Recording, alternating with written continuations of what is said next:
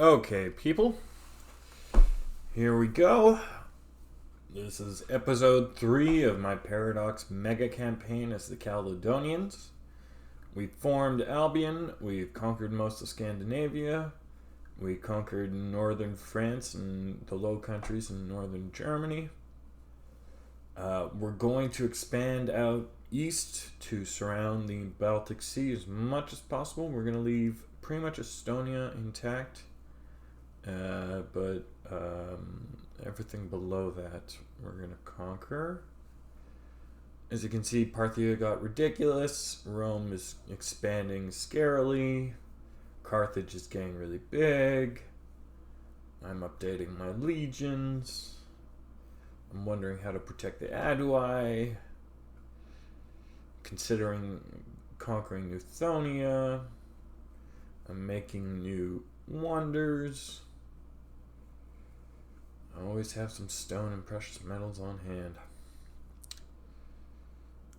I talked a lot about food resources last time. I think just in general, one of the things to... Ooh, yeah, I got the governor one. More loyalty for me. Anyways, one of the things you have to consider, especially in this mod, is your military resources. So I went to classic heavy infantry, heavy cavalry, and either pikemen or archers. So I could do bottleneck strategies. I did eventually make one cavalry legion, but I didn't really have much use for them, and it wasn't really all that important. But I did give them hit and run tactics, and instead of using chariots, I think I used light cavalry, heavy cavalry, and something else that goes well with hit and run. I can't remember. And then I don't think I got horse archers, so it wouldn't have been then. And then the other thing so given that, you want to make sure that you pick up iron. You want to make sure that you pick up hunting game for your bowmen. You want to make sure you pick up horses for your heavy cavalry. Ooh, look, I'm doing the invasion. Whee! Yeah. I'm not going to take all of it, but I'm going to take a fair amount. Meanwhile, I'm also still colonizing Scandinavia. And I'm going to vassalize the blue guys, if I remember correctly. Yep. And there you go. I now have most of the land that I wanted that has grain on it. That was kind of the big get. And this is going quick. I forgot we're on 7 times speed, so I'm doing lots of building, and now we're going to move on to Astia. We're going to conquer them pretty quick. And then I'm going to do Budina, and I'm going to vassalize them afterwards. Feudatory, I think, is what I'm going to make them. Albion's doing amazing. I completed the fish resource subquest, so I'm now overproducing food, which is wonderful. Yeah, this is the part of the game where things get really kind of chill, and I'm just building mass amounts to try and up development for CK3, which works wonderfully because every area in that translates to CK3 gets ridiculous development and stays that way for the rest of CK3.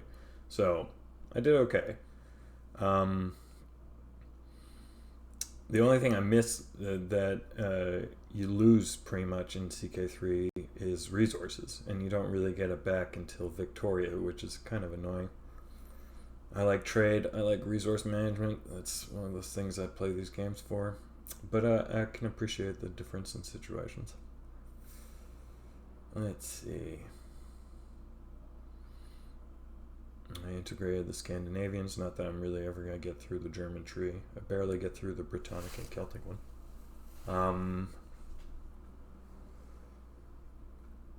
Yeah, I'm wondering about what's going to happen with Rome, because they start getting massive. And they pretty much conquered the territory of the Adui that...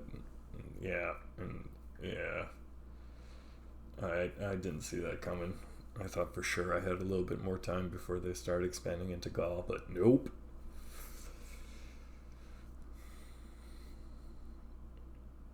it's just me looking through the trees to see if I can get anything that'll give me a better bonus than I'm looking for. Usually I'm looking for levy size, I'm looking for integrated pop culture happiness, I'm looking for unintegrated pop culture happiness, and I'm looking for anything that upgrades heavy infantry specifically for this run, or archers or heavy cavalry. Sometimes I pick up the spearman stuff. That's if you pick up Greek and Macedonian culture, or one of the Hellenistic cultures, or Greek cultures, you will, your spearmen will be a lot better. The Brittonic trees, okay, but all it does is upgrade chariots, and chariots are fine early game, but late game they're not as useful as heavy cavalry or horse archers or heavy infantry. If you can get horse archers, when you play this game, you can make complete armies around it. I mean, the Mongols, the Huns, the Parthians, a lot of people used it, and it was very effective. In reality, there's only so many areas in Western Europe where you can have large amounts of horses. So, horses become a luxury that, if you can field a lot of horses, that's great, but usually it requires more food and more land and all the rest of it. So, unless you have wide open steppes, it's not really feasible for most other armies to be completely horse based, or mostly horse based. But still, yeah, there we go. Just conquered Astia, and we're gonna now focus. Pretty much, we're gonna conquer Budinia just to get the territory that I want, and then we're gonna vassalize them, and then I'm pretty much just gonna focus on building up and increasing our economy, because the whole reason why I invaded the Baltic region is because it's a lot of valuable resources that you can make money with by trading, and since it's mostly undeveloped, you can become kind of unique comparatively to a lot of the other places where the value of the area will go up substantially. Of course, the only issue with this, the Scandinavian area around the Baltic, is that it's, like I said, little food resources. But when it comes to the South Baltic, or the areas south of the Baltic Sea, or east of it, there's a lot of grain areas that you can take advantage of, and a lot of food areas that you can take advantage of. So, it just depends.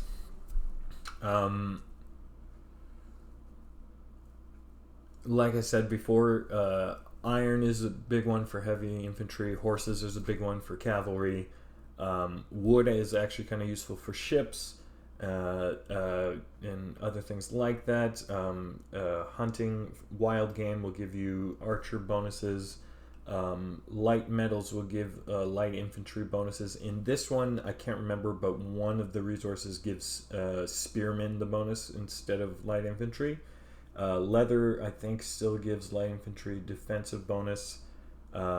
It's all pretty interesting. I like how they balanced it out in the mod. I think you could do more, but it's still pretty good. Yeah, there we go. I pretty much colonized all of northern Scandinavia. I'm going to wait till I grab that last title, and then I'm going to conquer the rest. Yeah. Yeah, meanwhile, I'm still developing my capital city. It's at 395 now, which is pretty good. I mean, I've maxed out the aqueducts, so it's just about building all the other buildings. This is pretty much the end of the run. Well, I mean, there's still 50 minutes left in this video, which means there's, 5 hours left, but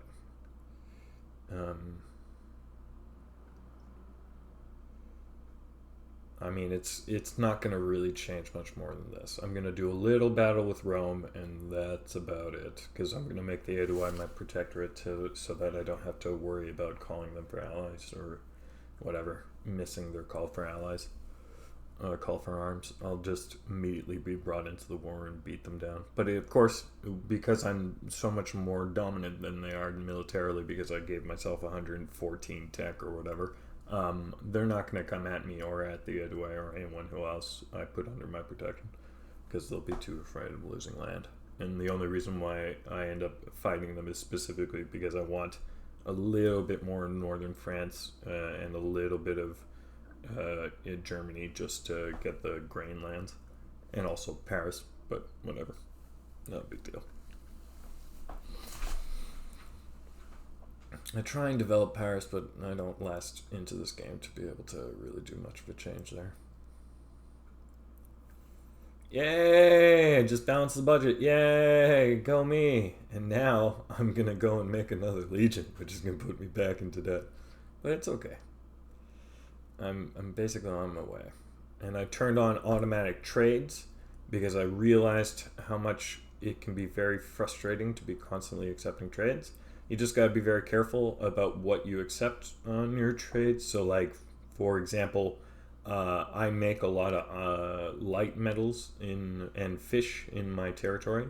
So I take away all the foodstuffs as tradable items. It does affect your maximum trade output, but you stay food secure, which is important. And sometimes because I make so many metals in my capital province, it'll fluctuate between 10 and 9 metals, and so if I'm automatically trading the 8 metals that I've traded out automatically, because they'll keep 2 for the boost that you get to your society, will take out that extra one from those 2 rather than any of the others. See, if you're trading in for those resources, then they'll choose one of the other, or it'll have to happen in the other region for that to affect you, blah blah blah. But in general, the only thing that can go around with automatic trading is sometimes you'll lose your societal bonus because it will cap out the one you have in your base, not the one that you're trading away. But it's, you just gotta pay attention. It's not the end of the world. Once in a while, check your home base, specifically before wars, so that the important part is that you have those military advantages.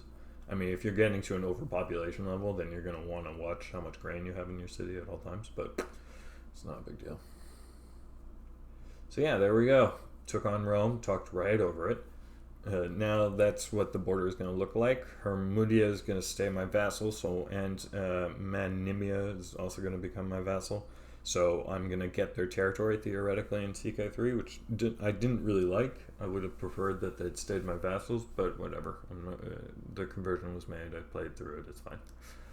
Olbia is this weird faction that, I wish I could say they survive into the future, but they'll make it to CK3 and then something's going to happen to them.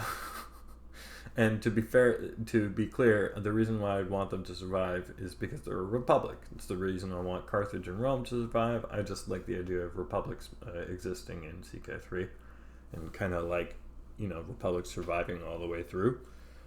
We couldn't play that way because this game forces you to choose. If you go into CK3 as a republic, you won't be able to play as your own nation because you can't play as republics in CK3 because the whole point is to play a lineage, blah, blah, blah. I get it. It's not a big deal. But it's one of those things that, like, if you wanted to actually do a playthrough as a republic all the way through the game, all the way through each of the games, it would be quite difficult. And you'd have to reprogram a lot of CK3 or find someone who's already modded it to make it possible to play as merchant republics. Whatever, you'd just be a noble family inside of it. That, I guess, wouldn't be the worst. Ooh, I'm doing the voyage thing, which is unique to this mod. It's a fun little thing that you can do in the tree. You go on a voyage and explore the world and can bring back certain benefits from it. And it's cool. It's only temporary, but it can be really helpful if you're just at the beginning of like a Golden Age expansion, like I just went through before this.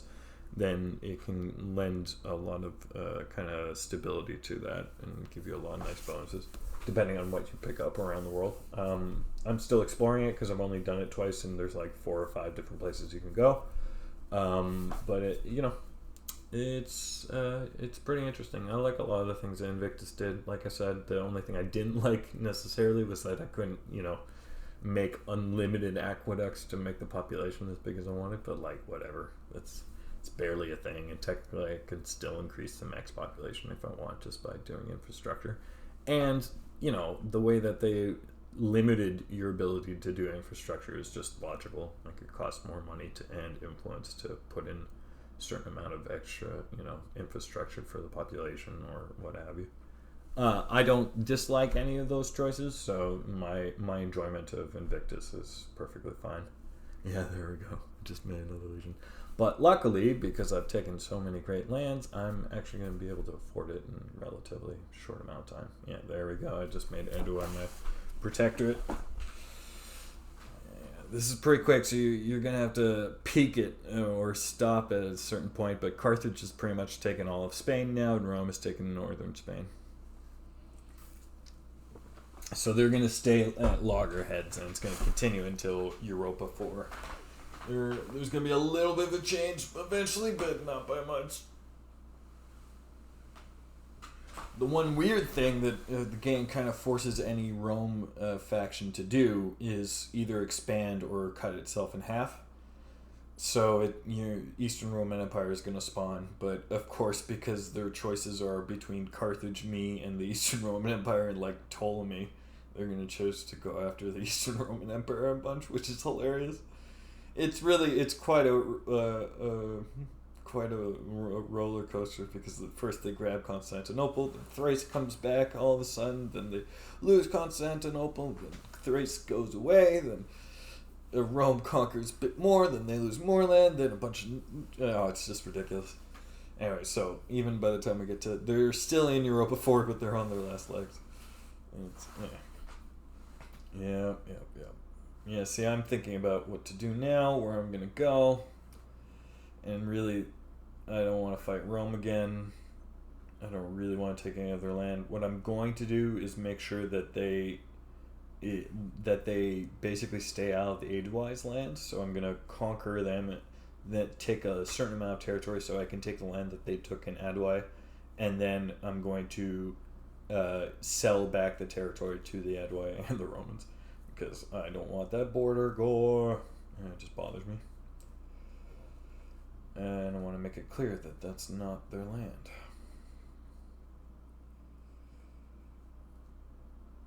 Yeah, my culture is starting to spread, blah, blah, blah. Parthia and Selekids exist all the way until Europa 4, and so does, though their names change a bunch of times, and so does the Ptolemies. It's all kind of weird. I make a bunch of wonders. It's great. I have a bunch of... yeah, there we go. Do a quick war with Rome. Take the territory. Sue for peace. Sell them the territory. And that's it. And that'll be pretty much the end of any warfare that happens. I don't think I do any more conquering. I mean, I get more legions because I start getting the money for it, but I don't do any more conquering. And because I didn't want to take ridiculous chances with my mod and go into experimental version, I did not bring legions along with me into Crusader Kings 3, though that would be kind of interesting. Because, no. No, I don't want to risk it and waste 6 months just trying to play the second part. It was bad enough trying to get CK3 converted to EU4. Yeah, there you go. I'm Macedon. Yeah, Thrace always becomes Macedon for some reason, even though they never own any of Macedonia. Yeah. Anyway, so yeah, like I said, a couple of these are republics that managed to stay until EU4. India just goes through constant turmoil, and like a weird group, like kind of an offshoot of the Bactrian Hellenic kind of Iranians, or like Indo-Iranians are like, look it up, there's Indo-Hellenics. They start conquering the Indus Valley and northern India, and their powers starting to grow, and there's other powers that are starting to grow in the north of it, and a bunch of them are just trying to consolidate land in the south. It's a mess. No one's gonna Moria falls, and that's the end. There's no one's gonna take United Power in India. I mean, we'll see what happens in EU4, but yeah.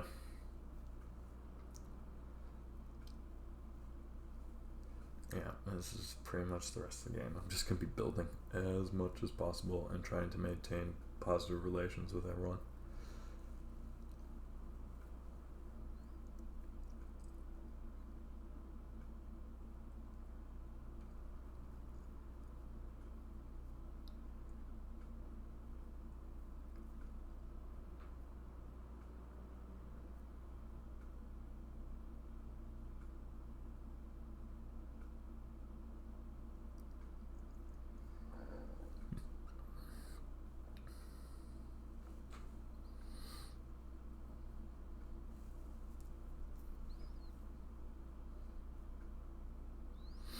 Yeah, I mean, there's not much going on at this point. I could just multiply the speed by even faster. Cause yeah, this is how the borders are gonna look. I ain't gonna do much more colonization.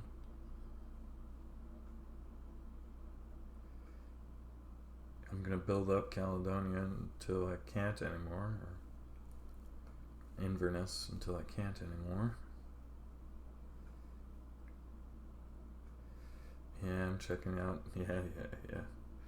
Some of my descendants could be better. Right, because I am a monarchy now, by the way, I have the Iacus family as the head of the family. As the ruling power, or the ruling family. They're cool. I think Britta was an Iacus, I can't remember. But in my headcanon, she's the one that kind of led them towards the monarchy. She died peacefully. I do know that. And that's about it. Let's see what else. I mean, we're just starting our trade expanse, right? We're taking over lands that were kind of barely settled or settled by migratory tribes that, as soon as we moved in, they said, oh, let's get the hell out.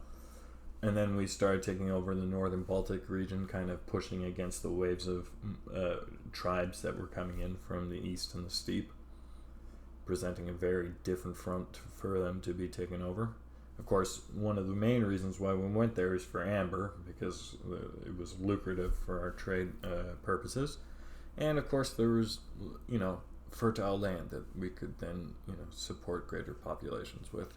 And a little bit more space for our horses, which, was kind of nice. And all of a sudden, we could have a cavalry, base, or raise cavalry troops on the mainland without having to transport them overseas. Now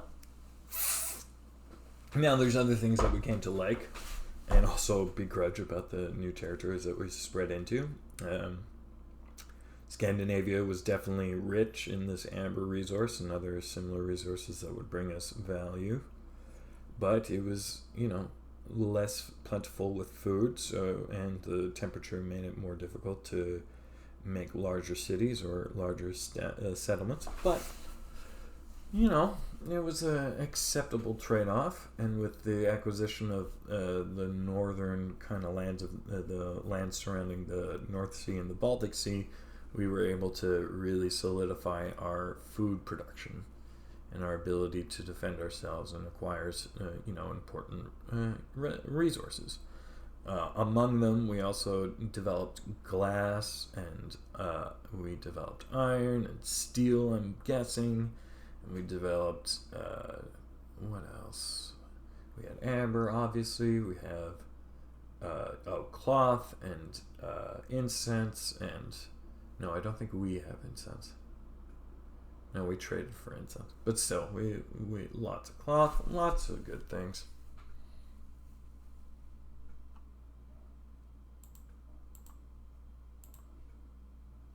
So I think that ends our video for the day.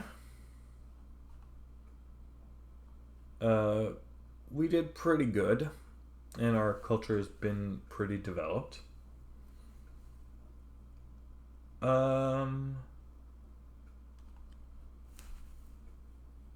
if you want to come see more, check me out as at zatch.com _ between them.